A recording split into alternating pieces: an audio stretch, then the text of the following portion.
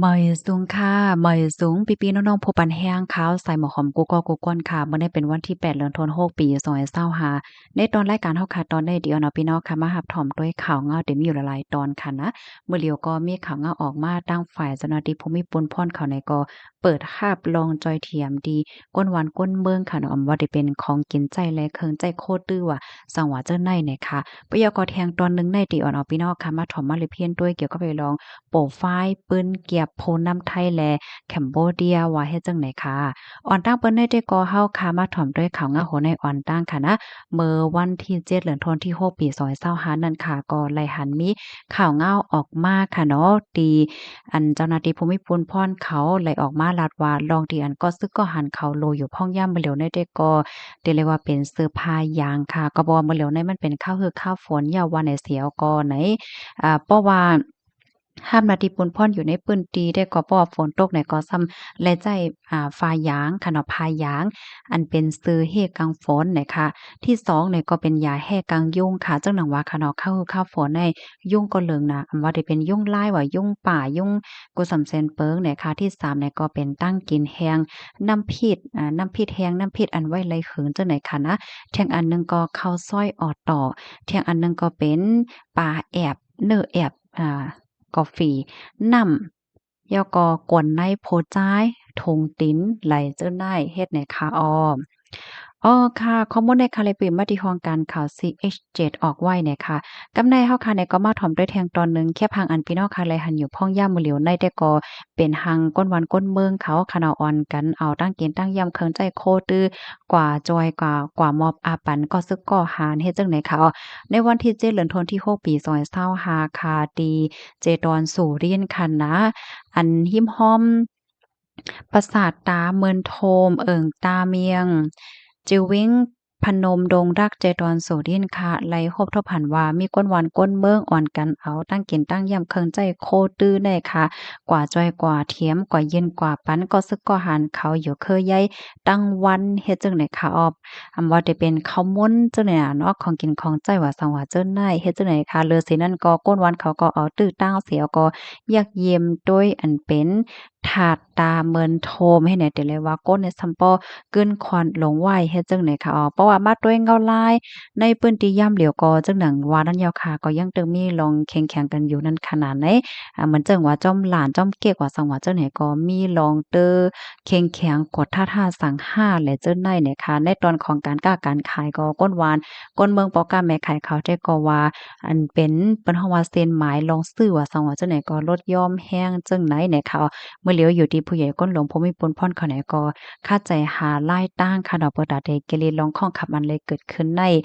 อยู่เฮ็ดไหนค่ะนะเดสือเป็นจังเหือเนี่ยก็เฮาค่ะเนี่ยก็ไปด้วยกว่าเทียงข้อมูลในค่ะเลยเป็นมาที่ของการขับมติชนออกไว้ค่ะในตอนในค่ะเนี่ยก็ได้ย้อนอ่อนเอาพี่น้องค่ะมา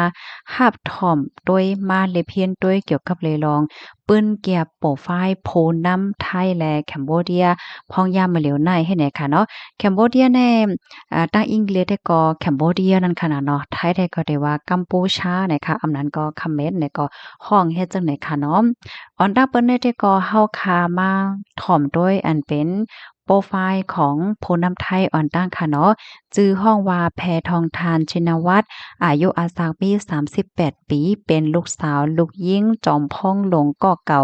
เมืองไทยทักษิณชินวัตร หาบนาติปนพรหาบนาติปนพรเป็น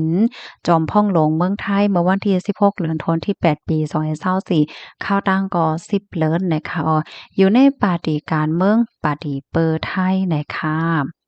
แล้วก็อันเข้ามาในนาทีตั้นเฮงอันได้แต่ก็จังหนังว่าค่ะเนาะก็ไล่เสียงกลางใจน้ำดีในสภานั่นค่ะนะเนาะก็ไล่รับนาทีปนพรเป็นจอมพ่องหลวงเมืองไทย สืบดีอันเป็นนายกเศรษฐาทวีสินว่าจังไหนคะกำในเฮาค่ะมาด้วยในตอนของการป้ายปริญญาค่ะเนาะเย้าปริญญาโท MA เกี่ยวกับไปลองการปองการจัดการโรงหรือเซาโรงแรมดีจั่นจอม University of Surrey เมืองอังกฤษนะคะกำในมาด้วย Social Media ค่ะ อันเป็นเฮิรนสีสอมค่ะเนาะมีผู้ติดตาม 7.2แสนค่ะก็ได้เลยว่า7แสนปลายนั่นค่ะเนาะตี Instagram ซ้ำไหนผู้ติดตามมี7.7แสนก็7แสนปลายว่าเฮ็ดจังไหนค่ะข้อความลัดได้ก็ว่าไทยในฮักลองงำเย็นนะคะก้อยกะว่าเพราะว่าตึกมาได้ก็ตึกเด็ดตึกหวาน่ะเนาะจังภาษาไทยเตรียมไว้ในเนี่ยค่ะเขาในก็ยึดหลักสันติวิธีน่ะเนาะสั่งว่าโอ้ยก็เตมาย้อนเฮิรนเนี่ยได้ก็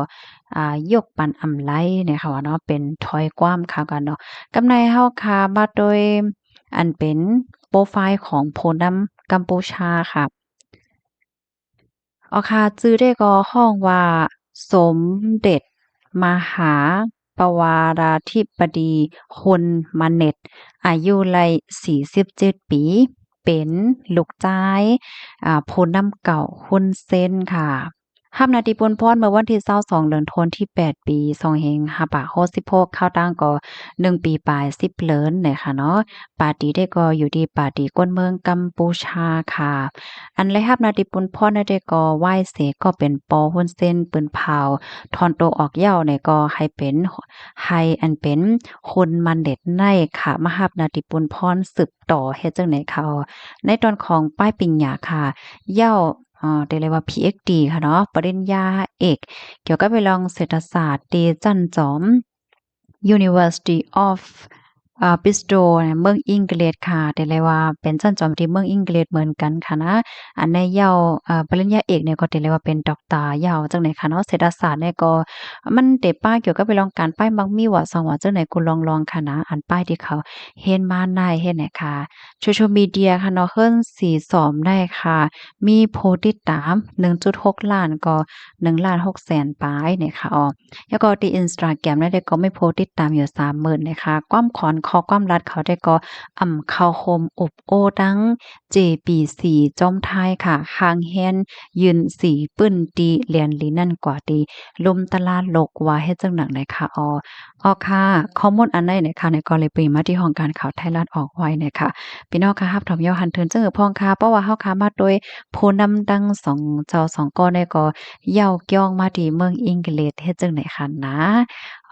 ค่ะยินจุปกติรับถอมปันเอ็นปันแห้งค่ะเนาะเพราะว่าเฮาค่ะมาโดยอันเป็นลูกก้นใหญ่ก้นหลวงเขาค่ะเนาะก็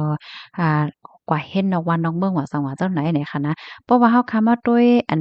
ลูกผู้ใหญ่ก้นหลวงของใต้เฮาเนี่ยจ่องเปิ้นส่งลูกล่างเปิ้นก็เฮ็ดดอกเมืองกำหัวค่ะเนาะ แล้วงี้น่ะหลายก็รัดว่าเพราะว่าหลายก็เฮ็ดนอกเมืองแต่ก็มันก็เป็นลองตีหลีได้นั่นค่ะล่ะเนาะว่าได้เป็นลองไปวนไอเดียกว่าสำแสนเปิงเนี่ยมันก็ได้เป็น